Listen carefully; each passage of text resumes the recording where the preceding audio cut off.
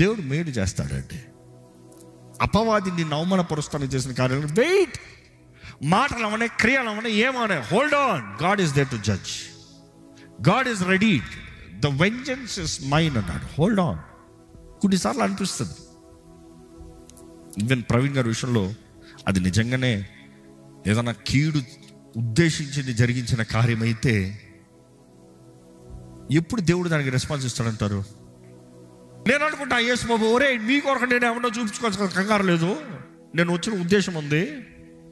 ఒకరోజు ఉంది ధవళ సింహాసనం, ఒకరోజు ఉంది ప్రపంచంలో ఇంతవరకు పుట్టినోడు అందరూ వచ్చి నిలబడేది. ఆ రోజు చూపిస్తాను నేను ఎవరినో, ఈరోజు చూపించుకోవాల్సిన అవసరం లేదు. దేవుడు అక్కడ ఉంది, దేవుడు చూపిస్తాడంట ఎవరు ఏంటో.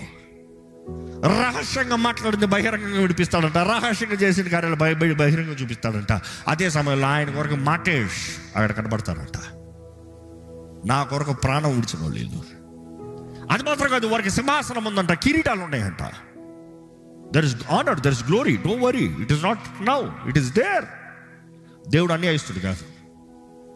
That is where I was writing, instead of wrath rather have patience. Hold on. దేవా నీ చేతులకు అప్పచెప్తున్నాను అయ్యా. దేవుడు అంటాడు, వెంజెన్స్ ఇస్ మైన్, నీది కాదు, నువ్వు క్షమించు. Because forgiveness is power. క్షమించలేనోడు పవర్ లేనోడు. If you can truly forgive, you have power, the power of Christ. దేవా వీరేం చేయిస్తున్నారు తండ్రి, వీరేం చేయిస్తున్నారు, వీరు ఎరుగరు కనుక వీరిని క్షమించున్నారు. అదే డైలాగ్ ఈరోజు చెప్పాలంటే, తండ్రి వీరేం చేస్తున్నారు బాగా ఎరుగున్నారు కనుక వీరిని క్షమించు. మనం అనుకుంటా తెలియజేశారు క్షమిద్దాం, తెలిసి చేసిన కూడా క్షమించాడు.